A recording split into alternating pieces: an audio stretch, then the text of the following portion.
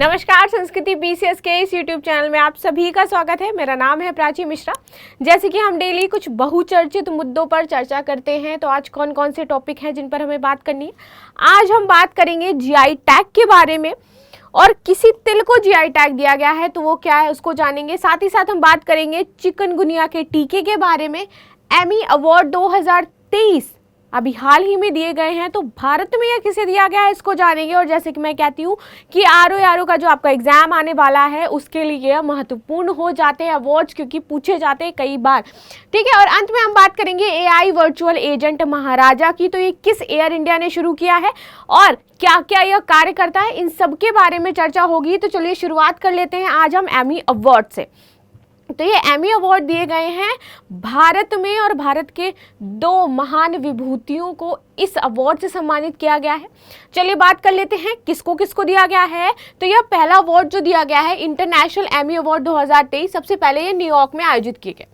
अब यहाँ पर फोटो आपको देख के समझ में आ गया होगा, एक नागिन सीरियल की क्या है डायरेक्टर है, तो इनको ये अवार्ड मिला है, यानी एकता कपूर जी को इस अवार्ड से सम्मानित किया गया है।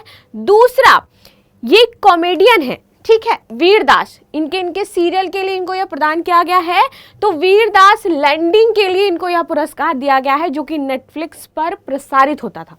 ठीक है, आगे एकता कपूर जी को इंटरनेशनल एमी डायरेक्टरेट का अवार्ड मिला है, क्योंकि जितना भी आप टीवी सीरियल्स देखोगे सास बहू, जिसमें क्या होता है कि पत्नी अपने पति को बचाने के लिए स्कूटर से अंतरिक्ष पर जा सकती है, तो इसीलिए इस क्रिएटिविटी के लिए इनको इस अवार्ड से सम्मानित किया गया है। ठीक है, चलिए आगे चल लेते हैं।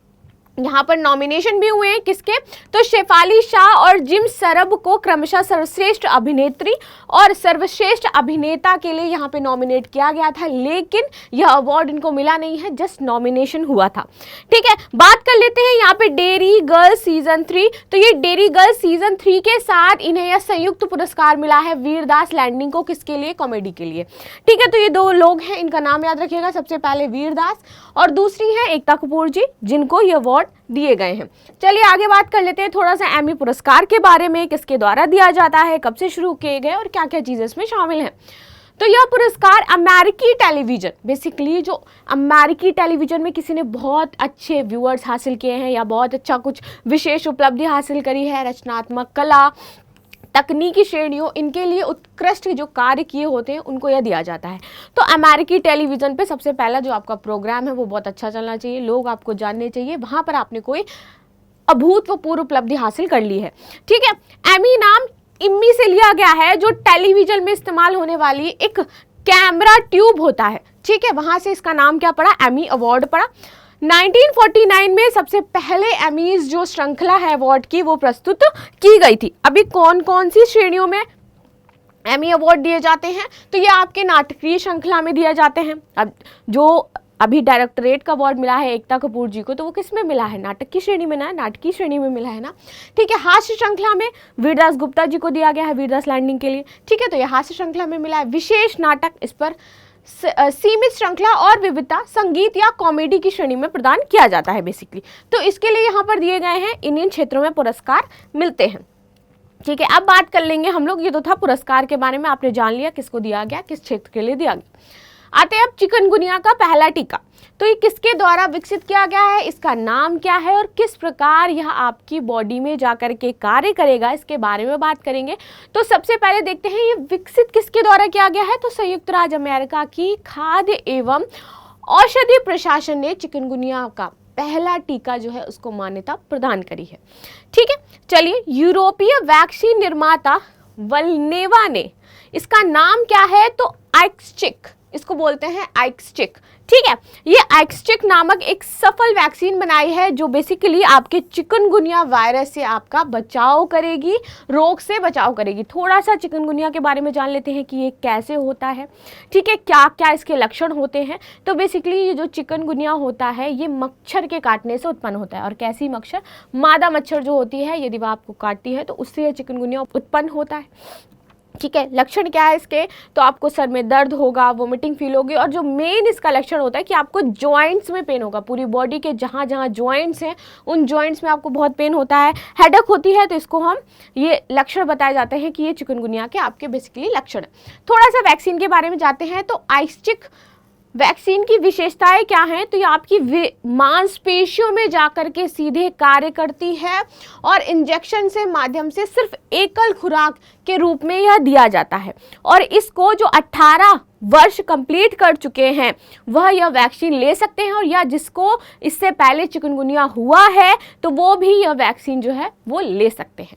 ठीक है। तो जिन व्यक्तियों को वायरस से संक्रमित होने का अधिक खतरा है वो ले सकते हैं, और या फिर जिनकी उम्र 18 वर्ष से अधिक हो चुकी है वो भी इसको प्राप्त कर सके, जिनको कभी हो चुका है वो भी इसको ये टीका प्राप्त कर सकते हैं। तो यहाँ पे उम्र की एक सीमा बताई गई है कि 18 वर्ष से ऊपर ही आप इस टीके को ले सकते हो। चिकनगुनिया जैसे मैंने बताया कि एक मच्छर जनित वायरस बीमारी है, और सबसे पहले जो इसकी पहचान की गई थी वो तंजानिया में की गई थी 1952 में। ठीक है। तो 1952 में पता चला कि दक्षिण तंजानिया में यह एक रोग इस प्रकार का है जो मच्छर के काटने से उत्पन्न होता है।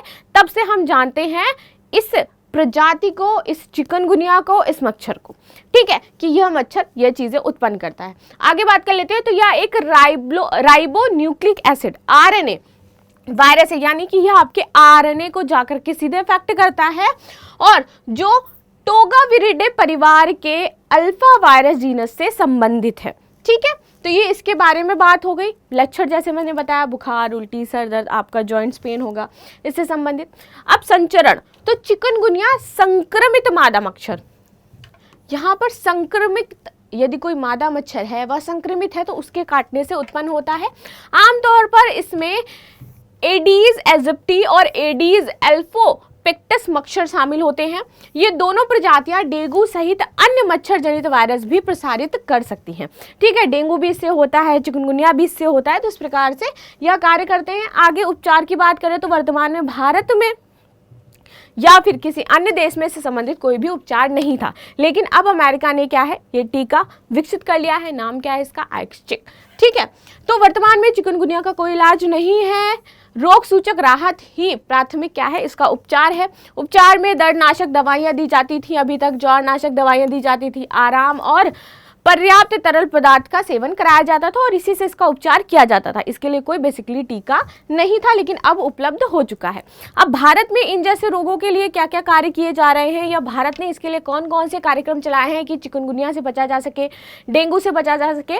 तो भारत में राष्ट्रीय वेक्टर जनित रोग नियंत्रण कार्यक्रम की शुरुआत की गई थी। इसका उद्देश्य क्या था कि मलेरिया, लिम्फेटिक फाइलेरियोसिस, कालाजार, डेंगू, चिकनगुनिया तथा जापानी इन्फ्लुएंजा की रोकथाम करना है और उसका नियंत्रण करना है, और इसी के लिए यह एक व्यापक कार्यक्रम भारत ने प्रस्तुत किया था। तो भारत में इसके लिए यह कार्य चल रहे थे। तो ये पूरा हो गया कि क्या क्या चीज़ें इसमें शामिल थी, कैसे आविष्कार हुआ, और यह आपका रोग जो होता है वो कैसे उत्पन्न होता है। सबसे पहले कहाँ पता चला, तो दक्षिणी तंजानिया में 1952 में। ठीक है। चलिए आगे बात कर लेते हैं हम। ये है ओनाटुकारा तिल, और इस तिल को अभी हाल ही में जीआई टैग प्रदान किया गया। अब देखेंगे इस तिल का उत्पादन किन किन क्षेत्रों में होता है, जीआई टैग क्या होता है, भारत का सबसे पहला जीआई टैग कौन सा था, और जीआई टैग किस प्रकार प्रदान किया जाता है। चलिए शुरुआत कर लेते हैं। तो ओनाटुकारा तिल को भौगोलिक संकेतक प्रदान किया गया है, जीआई टैग मिला हुआ है। चलिए बात कर लेते हैं अब इसकी। तो ये कहाँ पे सबसे ज्यादा उत्पादित होता है, तो ओनाटुकारा तिल वर्तमान में केरल के 3 जिलों में। तो कहाँ का है ये, केरल का है। केरल के 3 जिले कौन कौन से, तो अलापुझा, कोल्लम और पथानामथिट्टा। ठीक है। यहाँ पर ये जो तिल है ये उत्पादित किया जाता है।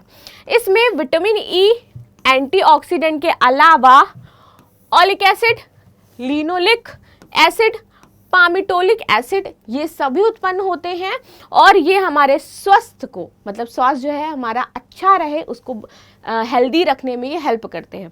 और इसी को देखते हुए, इसकी ये जो खूबियां हैं इसको देखते हुए यह जो जीआई टैग है इस तिल को प्रदान किया गया है। चलिए अब क्या होगा, चलिए थोड़ा सा अब जीआई टैग के बारे में जान लेते हैं, क्या होता है जीआई टैग। जीआई टैग मैंने काफ़ी बार समझाया है, लेकिन एक बार फिर से आपको समझा देती हूँ। जीआई टैग बेसिकली एक लेबल होता है जो उस प्रोडक्ट पर लगा दिया जाता है। जब मैंने इस क्वेश्चन की शुरुआत करी थी तो यहाँ पे कुछ इस तरीके का आपको लेबल दिखाई दे रहा था। एग्जैक्टली ये लेबल नहीं होता है, इस प्रकार का एक लेबल होता है, ठीक है। जैसे आपके कपड़ों में लेबल लगा होता है ना, कि आपने लुई विक्टॉन का अगर किसी ने बैग लिया है तो भाई उसका एक अपना लेबल है, ठीक है। या फिर किसी ने कोई और बैग लिया है या कोई अलग ब्रांड की शर्ट ली है, तो ब्रांडेड वो जो ब्रांड होता है वो उसमें लगा होता है ना कि इस ब्रांड की शर्ट है। वैसे ही जीआई टैग क्या होता है, जिस उत्पाद को दिया जाता है तो वो जीआई टैग का लेबल, क्योंकि अब इस प्रमाणित हो चुका है, ये जीआई टैग इसको मिल चुका है, तो प्रमाणन के लिए वो लेबल जीआई टैग का उस प्रोडक्ट के ऊपर लगा दिया जाता है। तो इस जस्ट अ लेबल जो उस प्रोडक्ट के ऊपर लग गया, और इट मीन्स अब क्या है, ये प्रमाणित है सरकार द्वारा। अब इसकी क्या हो जाएगी, पैकेजिंग हो जाएगी, इसका मैन्युफैक्चरिंग होगा, और राष्ट्रीय स्तर पर और अंतर्राष्ट्रीय स्तर पर इसको क्या है, एक जो प्रसिद्धि मिलनी चाहिए उस प्रोडक्ट को वो मिलेगी। व्यापारियों को इससे फ़ायदा होगा। फ़ायदा कैसे होगा, इसकी पैकेजिंग की जाएगी, दूसरे मार्केट में भेजा जाएगा और उसके रेट और दाम पहले से ज़्यादा अच्छे मिलेंगे। तो ये एक प्रकार का लेबल है जो उस प्रोडक्ट पर लगा दिया जाता है, ठीक है। अब उसके लिए मानदंड क्या होने चाहिए कि भाई वो प्रोडक्ट जो है वो बहुत ज़्यादा फेमस होता है। आप कभी किसी भी एरिया में रहते हो, आपने देखा होगा कि अभी हमें यहाँ की ये चीज़ खानी है, यहाँ की साड़ी बहुत ज़्यादा अच्छी है, आगरे का पेठा बहुत ज़्यादा मशहूर है, ठीक है, मथुरा का पेड़ा बहुत ज़्यादा मशहूर है। तो हम कहते हैं ना कि यहाँ की ये चीज़ मशहूर है, तो उसको संरक्षित करने के लिए और उसकी जो बनाने की विधि है उसको संरक्षित करने के लिए, ताकि कोई कॉपी ना करे और उस व्यापार को, उस क्षेत्र का जो व्यापार है वो बूस्ट करे, व्यापारियों को उससे फायदा मिले, वहां पर रोजगार का सृजन हो, इसलिए यह जीआई टैग जो है प्रदान किया जाता है। जीआई टैग ऐसा नहीं है कि एक क्षेत्र में एक ही जीआई टैग हो सकता है, बहुत सारे जीआई टैग दिए जाते हैं प्रोडक्ट को, लेकिन ये जीआई टैग लाइफ टाइम के लिए नहीं होता है, क्योंकि और भी बहुत सारे प्रोजेक्ट्स हैं ना जिनको हमें अंतर्राष्ट्रीय लेवल पर ले जाना है या फिर हमें नेशनल लेवल पर ले जाना है, उनकी मार्केटिंग करनी है। तो इसीलिए जीआई टैग सिर्फ 10 वर्षों के लिए ही दिया जाता है, ठीक है। तो ये सिर्फ 10 वर्ष तक मान्य होता है। यदि इससे आगे आपको चलाना है तो आपको 10 वर्ष बाद इसको रिन्यू कराना पड़ेगा। बात आती है कि अब ये जीआई टैग किस प्रकार से दिया जाएगा, कहाँ पर, तो इसके लिए जो जिलाधिकारी होता है आपको वहाँ पर पत्र लिखना पड़ता है। फिर जिलाधिकारी क्या है, चेन्नई में इसका हेडक्वार्टर है। कहाँ पर है, चेन्नई में हेडक्वार्टर है, वहां पर जाते हैं, सबमिशन करते हैं और वहां से आपको क्या है, अप्रूवल मिल जाता है, एंड देन आप जीआई टैग क्या है उस प्रोडक्ट को दे सकते हो, यानी कि वो अब जीआई टैग अप्रूव्ड है, ठीक है। ये चीजें इसमें होती हैं। और बात कर लेते हैं, भारत में सबसे पहले जीआई टैग किसे दिया गया था, तो 2004 में दार्जिलिंग टी को भारत में सबसे पहले जीआई टैग प्रदान किया गया था। तो कौन सा प्रोडक्ट है, दैट इज दार्जिलिंग टी। किसको दिया गया था, तो दार्जिलिंग टी को दिया गया था। कब दिया गया था, 2004 में दिया गया था। अब बात कर लेते हैं, तो इसका विनियमन किसके द्वारा किया जाता है, तो इसका विनियमन भौगोलिक सूचक पंजीकरण एवं संरक्षण अधिनियम 1999 के अंतर्गत होता है। जैसे मैंने बताया कि इसका मुख्यालय कहाँ है, चेन्नई में है, ठीक है। दार्जिलिंग टी को 2004 में जीआई टैग प्रदान किया गया था। अब ये किस वस्तु को दी जाता है, तो हस्त निर्मित होगी, कृषि से संबंधित होगी, खाद्य से संबंधित होगी, इन क्षेत्र से संबंधित जो ऐसे उत्पाद हैं जो अपने आप में यूनिक हैं, उसके अंदर कुछ इस प्रकार की आप कह सकते हो कि यूनिकनेस है जो हम उस क्षेत्र में या कहीं पे भी हमें देखने को नहीं मिल रही है, वो अपने आप में ही एक पूर्ण और सुंदर वस्तु है, ठीक है, या फिर कोई अलग ही तरह से वो निर्मित की जा रही है, तो इसीलिए उसको हम जीआई टैग प्रदान करते हैं ताकि उसकी मार्केटिंग हो सके और उच्च लेवल पर वो जाए। फायदा से ये होता है कि वहाँ का जो क्षेत्रीय व्यापार होता है या वो राज्य का व्यापार होता है वो बूस्ट करता है और लोगों को रोजगार उसमें बिल्ड होता है, ठीक है। चलिए आ जाते हैं हम एआई वर्चुअल एजेंट महाराजा के बारे में। अभी आपने देखा होगा कि बहुत सारी जो न्यूज़ चैनल्स हैं वो एआई एंकर्स लेकर के आ रही हैं, ठीक है। तो एआई यानी कि आर्टिफिशियल इंटेलिजेंस, वो है नहीं एज अ रोबोट, वो आपको न्यूज़ पढ़ करके सुनाएंगी। तो वैसे ही दुनिया की पहली एयरलाइन बना है और वो कौन है, एयर इंडिया, ठीक है। तो एयर इंडिया ने दुनिया की पहली, वर्ल्ड की पहली है ये एयर इंडिया, जिसने एआई वर्चुअल एजेंट अपना लॉन्च किया है और उसका नाम क्या है, महाराजा। अब ये कार्य क्या करेगा, तो इससे संबंधित यानी कि टिकट बुकिंग, आपके कंफर्मेशन से संबंधित, आपको कोई यदि समस्या है, आपके कोड से संबंधित, इनसे संबंधित जितने भी प्रॉब्लम्स होंगे उनको सॉल्व करेगा, आपको बताएगा, गाइड करेगा, आपको रूल्स एंड रेगुलेशंस इनसे पूरा क्या करेगा, परिचित कराएगा। तो ये एजेंट इस प्रकार से कार्य करेगा। तो चलिए बात कर लेते हैं। तो एयर इंडिया दुनिया की पहली एयरलाइन जिसने जनरेटिव एआई वर्चुअल एजेंट महाराजा को सफलतापूर्वक तैनात किया है, ठीक है, और ये दुनिया की पहली एयरलाइन बन गई है। अभी कैसे कार्य करी है, तो यह एजेंट माइक्रोसॉफ्ट की एज्योर ओपन एआई के तहत कार्य कर रही है। चलिए आगे देख लेते हैं इसमें और क्या चीजें हैं। यह परियोजना मार्च 2023 में शुरू हुई थी और परीक्षण के 2023 से मतलब इसमें परीक्षण किए जा रहे थे कि कैसे हमें इस एजेंट को लॉन्च करना है, कैसे हमें इसे ट्रेन करना है और क्या क्या चीज़ें इसे सिखानी है और ये किन किन क्षेत्रों में कार्य करेगा, कौन कौन सी प्रॉब्लम्स को टैकल करेगा। और फाइनली अब इसको क्या है, लॉन्च कर दिया गया है। ठीक है, महाराजा ने 5 लाख से अधिक ग्राहकों के प्रश्नों के उत्तर दिए। जब यह ट्रायल सेशन में चल रहा था तो इससे बहुत सारे कार्य करवाए गए, बहुत सारे प्रश्न पूछे गए और उसने 5 लाख से अधिक जो कस्टमर थे उनकी प्रॉब्लम सॉल्व करी, उनको बताया और उनको गाइड किया। अब महाराजा ऐसा तो है नहीं सिर्फ हिंदी में ही वो बात करेगा या फिर इंग्लिश में ही उत्तर देगा, तो महाराजा जो वर्तमान के समय में यह 4 लैंग्वेजेस पर इसकी कमांड है। 4 लैंग्वेजेस में ये आपको आंसर दे सकता है। इंडिया की है इंडियन एयरलाइन, तो सबसे पहले हिंदी तो होगी ही होगी। इंग्लिश कॉमन है, सब जगह बोली जाती है, तो इसलिए इंग्लिश। तीसरी फ्रेंच रखी गई है और चौथी यहाँ पे जो भाषा रखी गई है जर्मन रखी गई है। तो इन 4 भाषाओं में ये लोगों की प्रॉब्लम सॉल्व करेगा, लोगों से बात करेगा और प्रतिदिन 6000 से अधिक प्रश्नों का निवारण यह कर सकता है। तो पूरे दिन में 6000 से भी ज़्यादा यदि क्वेरीज हैं तो इनको टैकल करेगा और सॉल्व करेगा। अच्छा, अभी इसके अंतर्गत क्या क्या कार्य करेगा, चलिए देख लेते। तो ये अगर फ्लाइट आपकी डिले है तो उसके बारे में बताएगा, फ्लाइट की स्थिति क्या है ये बताएगा, वेदर से संबंधित बताएगा। आपका यदि कोई मान लीजिए आपने फ्लाइट करी, ठीक है, और उसको कैंसिल कर दी तो उसका अमाउंट आपको वापस आना है, तो उससे संबंधित जो भी भत्ता है वो। पैकिंग प्रतिबंधन, आपका कितना लगेज कितने किलो का होना चाहिए, कितने किलो का नहीं होना चाहिए, कौन सा सामान लाना है क्या नहीं लाना है। चेक इन प्रक्रियाएं आपको बताएगा। ठीक है, फ्रीक्वेंट फ्लायर पुरस्कार से किसे सम्मानित किया गया है, यानी कि जो लोग काफ़ी बार जैसे यात्रा करते हैं, कंटिन्यू है कि उनको 3-4-5 दिन में जाना है, फ्लाई करना है, तो उनके बारे में बताएगा कि आपको फ्रीक्वेंट फ्लायर पुरस्कार मिला है। इसके अंतर्गत आपकी सीट ये कर दी गई है या आपको इकोनॉमी में शिफ्ट कर दिया गया है या आपकी टिकट में कुछ छूट मिल गई है या आपकी फ्री टिकट कर दी गई है। तो इससे संबंधित कुछ पैकेज होते हैं जो दिए जाते हैं इसके अंतर्गत, तो उसको बताएगा। हवाई अड्डे में लाउंज का उपयोग कैसे करना है, उड़ान परिवर्तन के बारे में, यदि फ्लाइट चेंज हो रही है नहीं हो रही है, रिफंड से संबंधित ये सारी जानकारी आपको देगा। इससे एक चीज़ हो जाएगा कि महाराजा स्वचालित रूप से इसे पहचान लेते हैं और प्रश्नों को एयर इंडिया के संपर्क केंद्र एजेंटों को स्थानांतरित भी कर देता है। इससे संबंधित जो भी सामान है, जो भी प्रॉब्लम है, तो वो क्या करेगा, इन क्वेश्चन को टैकल करेगा, देखेगा और जिस काउंटर में जो क्वेश्चन जाना चाहिए, जिस सेक्टर में जो प्रॉब्लम है वहां तक पहुंचाएगा और उनका सोल्यूशन करेगा। तो इस प्रकार से कार्य करेगा। इसके साथ क्या होगा कि एक अच्छी चीज़ होगी कि मानवीय हस्तक्षेप कम हो जाएगा। बहुत ज़्यादा जो काउंटर्स पे लोगों की भीड़ रहती थी, प्रॉब्लम रहती थी, उनको कार्य करना पड़ता था, एक तो वो कम होगा। साथ ही साथ बुकिंग से संबंधित अगर हमें कैंसिल करना है, पुष्टि करना है, तो ये सारा कार्य वह स्वचालित हो जाएगा, जो आपका एआई एजेंट है वो कर देगा। अब इसमें नई सेवाओं में मानव जो एजेंट होते हैं, यानी कि जितने भी आपके एजेंट वहाँ पर बैठे रहते हैं, तो उनके लिए कार्यभार भी कम हो जाएगा। तो इस प्रकार से यह लाभ पहुँचाने वाला है सभी को। अंत में आज प्रश्न जो है वो पूरा हटके है और रीज़न क्या है, अभी आपने देखा होगा कि एक जो जहाज़ था उसको हाईजैक कर लिया गया था।